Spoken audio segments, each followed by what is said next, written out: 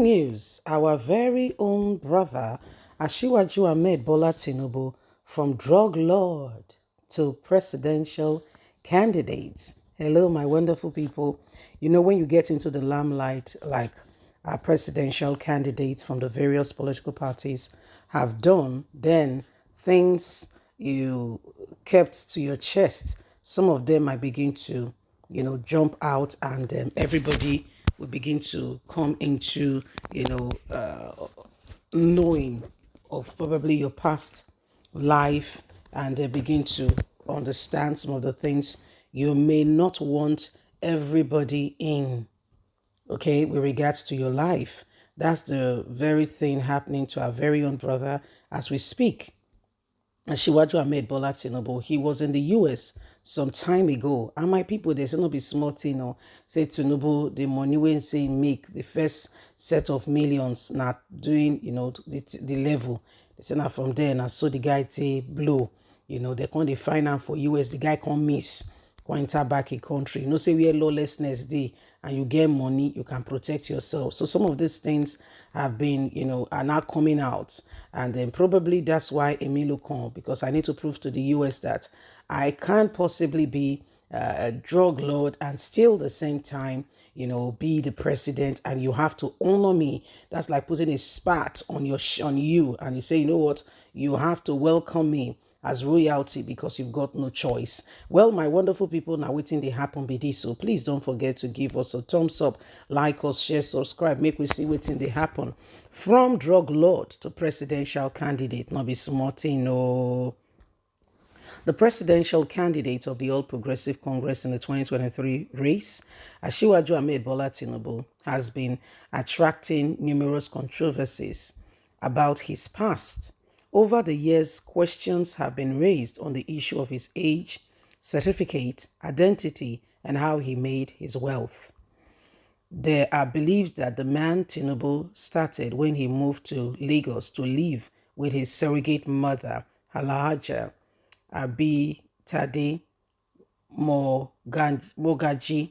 Some of these questions have been left unanswered as he plans to take over from President Muhammadu Buhari at the end of his tenure in 2023. A recent report by West African Weekly has linked the former governor of Lagos State to a drug business in Chicago ahead of his presidential aspiration. The history of Tinubu become easy to track following his journey to Chicago in 1975 after claiming to be on exile. The former governor, upon his arrival in Chicago, first spent 2 years gaining an associate degree at Richard J. Delhi College.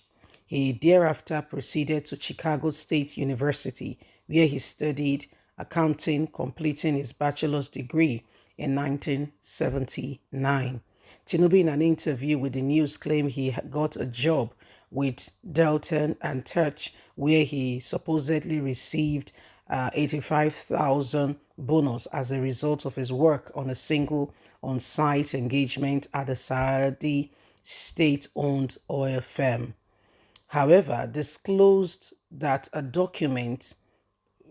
West African Weekly has now disclosed the document which was obtained from the U.S. District Court of the Northern District of Illinois Eastern Division allegedly reveal damaging information about Tinubu. The document contained a comprehensive federal indictment and associated case filed from July 1993, containing clear and controversial evidence that Tinubu was allegedly involved in laundering proceedings of heroin trafficking from a Nigerian drug ring in Chicago. And the document is there. Further claimed that it was Tinubu might have struck bargain with the government agencies which saved him from being convicted at that point in time.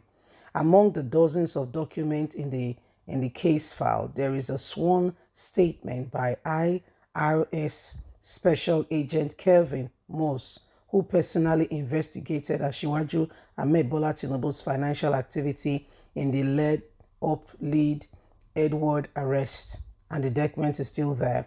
Okay, in the interest of clarity, here is the document is there. The U.S. Attorney for the Northern District of Illinois, Michael Shepard, filed a complaint for forfeiture of funds in bank accounts held by Tinubu as they held the proceedings of heroin distribution organization headed by uh, Adegboyega Akinde. Tinubu's funds represent the proceeds of his operation or properties involved in money laundering and the proceedings of trafficking. Shepard requires that the court adjourn declare the funds should be forfeited to the United States. Special Agent Morse has analyzed financial documents involving bank statements, money order, cash, check, tax return, and wire transfer of huge amounts of cash generated by individuals who are believed to be among his heroin distribution organization, and enriched in professional conclusion that the accounts controlled by Tinubu were involved in financial transactions representing proceeds of drug trafficking. The investigation, which began in 1998, has identified Adegboyega Akinde and his nephew Abiodun as key figure in the trade and distribution of the heroin. The investigation identifies the third individual working with the jail to launder the money as a certain Bola Tinubu.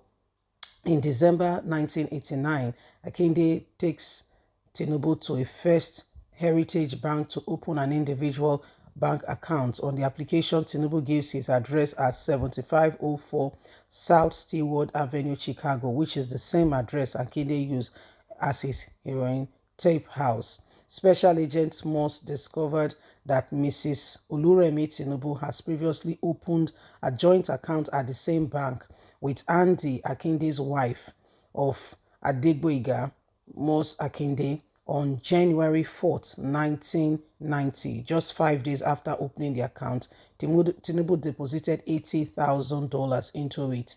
On a subsequent credit application dated January the 6th, 1990, Tinubu states that he is an employee of Mobile Oil Nigeria Limited with a total monthly salary of 2,400 of 2,000 or 2,400, as they would say it, okay, in US, and no other source of income.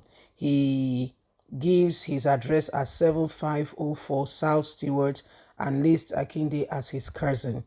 Despite earning $2,400 a month with no other known source of income, bank record from First Heritage show that over the course of 1990 alone, Tinubu deposited $661,000 into his individual money market account, followed by a further 1,216,000 in 1991. When Special Agent Morse interviewed Mobil Oil rep about Tinubu's employment, they confirmed that Tinubu worked at Mobil Oil Nigeria as a treasurer in a capacity that does not involve transfer or custody of large amounts of money.